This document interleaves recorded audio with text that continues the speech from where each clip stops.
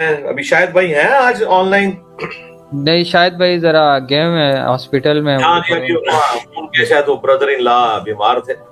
انہیں کہیں دیکھ لیں، ہم نے آپ لوگوں کے کہنے کے اوپر مفتی صاحب کی آفر قبول کی تھی، اب پھر مفتی صاحب نے کلپ بازی شروع کر دی ہے. کلپ کرنا شروع کر دی ہے دوبارہ سے، تم یہ کرو تو وہ کرو. ابھی تازہ ان کی ویڈیو اپلوڈ ہوئی ہے تھوڑی دیر پہلے. تو آپ کو معاف کیا ہوا ہے، ہم نے چھوڑا ہوا ہے آپ کو، ہم نے، اور آپ ہمارے خلاف بولتے رہتے یہ مولوی ایسے، یہ مولوی یوں، یہ فلانا یوں، یہ ڈمکانا. ہم آپ کو زیادہ ویلیو نہیں دے رہے ہیں کیونکہ ہم یہ نہیں چاہ رہے کہ ہم اس بحث میں الجھیں. ابھی جب انجینئر صاحب نے کہا تھا میری دوستی ہو گئی ہے تو میں خوش تھا کہ چلو یار یہ ٹاپک ختم ہو، ہم کچھ اور کام، لیکن وہ پھر بھی لگے ہوئے. اس لیے میری انجینئر صاحب سے گزارش ہے بہت ہی عزت اور احترام کے ساتھ کہ کائنڈلی آپ اس بحث میں نہ پڑیں تو زیادہ اچھا ہے. کیونکہ اب جہلم کا راستہ، پہلے میں جہلم گیا ہی اسی وجہ سے تھا کہ یار یہ بحث ہمیشہ کے لیے کیا کر دو، ختم کر دو. تو وہ بھی نہیں ہوئی. پھر آن لائن کا ہوا، ہم نے کہا چلو اب اس پہ آ جاتے ہیں، وہ بھی نہیں ہوئی. تو اب تو کہیں کا تو ہمیں چھوڑو نا یار، ہم منہ پہ ٹیپ لگا کے بیٹھ جائیں، آپ بولتے رہو ہم ٹیپ لگا کے بیٹھ جائیں. اب اگر میں شروع ہوا نا تو پھر میں پراپر گھر تک پہنچاؤں گا آپ کو. اس لیے انجینئر صاحب سے گزارش ہے کہ خاموش ہی رہیں تو زیادہ آپ کریں، میرا نام نہ استعمال کریں، نہ میری کسی فین کو بولیں کہ تصویر لگائے.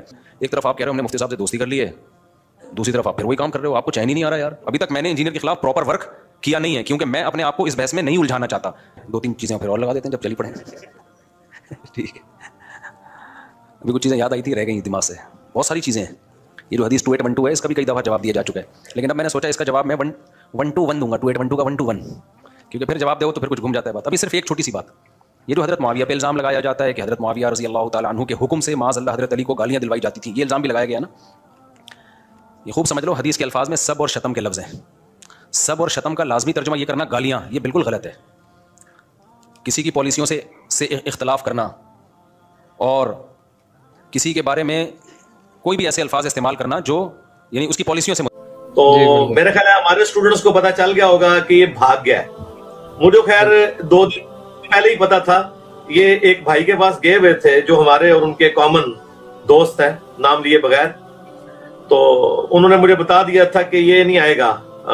مجھے تو اس کی باتوں سے لگ رہا ہے یہ نہیں آئے گا. میں نے کہا اس کے بڑے زندہ یا مردہ دونوں آ کے نہ المحنت پہ بات کر سکتے ہیں، نہ ان کے ماموں جان کے بارے میں جو انہوں نے عقیدے کلیم کیے ہوئے ہیں ان کے اوپر آ کے بات کر سکتے ہیں. اب وہ کبھی اور بات کر رہا ہے. بھائی تو سامنے بیٹھ آگے، ہم بھی اپنے دلائل عوام کی عدالت میں رکھتے ہیں، ایک حدیث رکھتے ہیں. تو حدیثیں اگر تو نے اس کا جواب دینا ہے تو تو دے، بھائی تیرا رائٹ ہے. یہ پھر آنے شروع کر دیے بھاگنے کے. 2812 تم لوگوں کی قبر تک تمہارا انشاءاللہ پیچھا کرے گی انشاءاللہ تعالی. ابھی اتوار کو میں مزید طبیعت صاف کر دوں گا انشاءاللہ تعالی. اور ان کو جو شوق چڑھا ہوا ہے ماموں کرتے ہیں، اور انہوں نے ماموں کر کے پوری امت کو ماموں بنایا ہوا ہے، تو انشاءاللہ تعالی ان کی طبیعت صاف کر دیں گے. ماموں کی فکر ہے، چاچو کی فکر نہیں ہے. اگر وہ ماموں ہے تو سیدنا علی بن ابی طالب کیا چاچو نہیں ہے؟ رسول اللہ کے کزن نہیں ہے؟ کبھی ان کا نام لیا؟ سیدنا ابو بکر عمر امت کے نانا نہیں ہے؟ کبھی ان کا نام لیا کہ ان کے بچوں کو کس نے قتل کروایا؟ عبداللہ بن عمر کو کس نے قتل کیا؟ بنو امیہ نے. محمد بن ابی بکر کو کس نے قتل کیا؟ بنو امیہ نے. عبد الرحمن بن ابی بکر کو کس نے قتل کیا؟ بنو امیہ نے. تو انشاءاللہ تعالی عوام کو پتہ چل جانا چاہیے کہ یہ بھگوڑا کون ہے.